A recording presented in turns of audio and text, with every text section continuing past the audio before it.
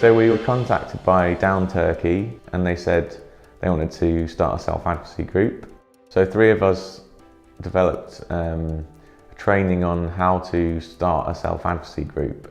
So that covered everything, what is self-advocacy, what the group does, and how to support self-advocates to build their skills and confidence and start to work on making big changes in their lives. We went to Istanbul in December 2017 and we spent 4 days with a group of 13 people training them. It was quite an emotional week, really.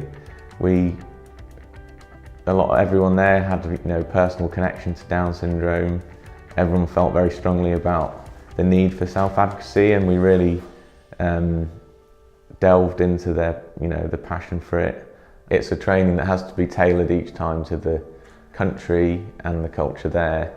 And really we spend a lot of time talking to the organisation and trying to understand what's life like for people with Down syndrome there, what's the systems, the society, family life, and then we try and build from there.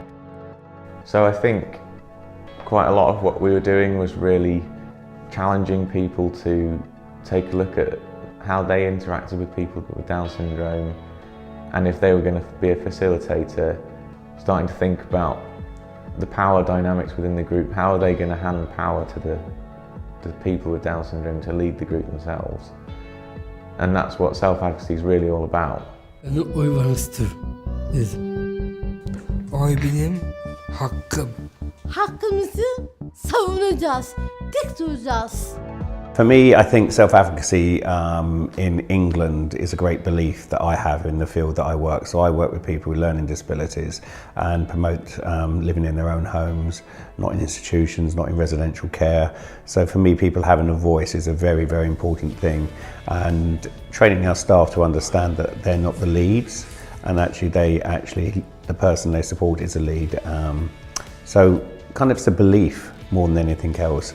And I got involved with the DSI and the self-advocacy group, and they asked us to get involved originally just to do some training and look at tools that they could take out and they could develop. That soon changed because the tools we have in England we're kind of looking at, but thinking how we could adapt them to different cultures and different beliefs and different ways.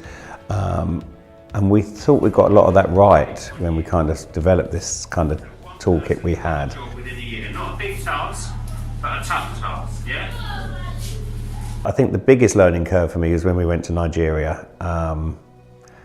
It hit me quite hard because there was a total different belief around disabilities than I'd ever expected to see anywhere in the world. And when we started the training, it was purely around just self-advocacy. By the end of the training, we were really focusing self-advocacy, but basic human rights.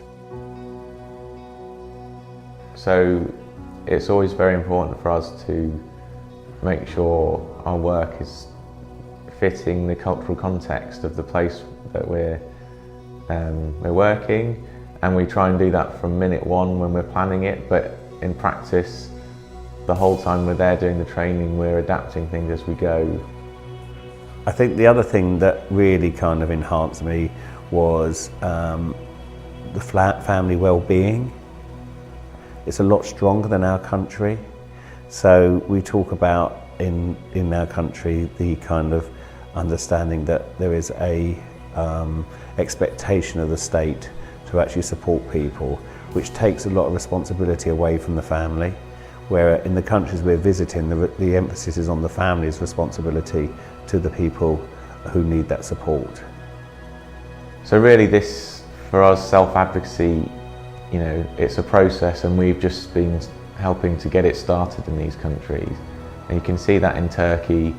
We did the training, and over the next year the group spoke in Parliament, they did press conferences, they spoke at lots of events, and you saw their confidence grow over the year, and now they're starting groups in 5 other cities in Turkey, and it's really continuing to grow and develop.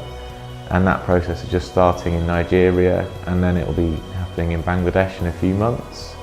And really we want to carry on this journey around the world because It's really important, self-advocacy, and helping people with Down syndrome have a voice in countries in every continent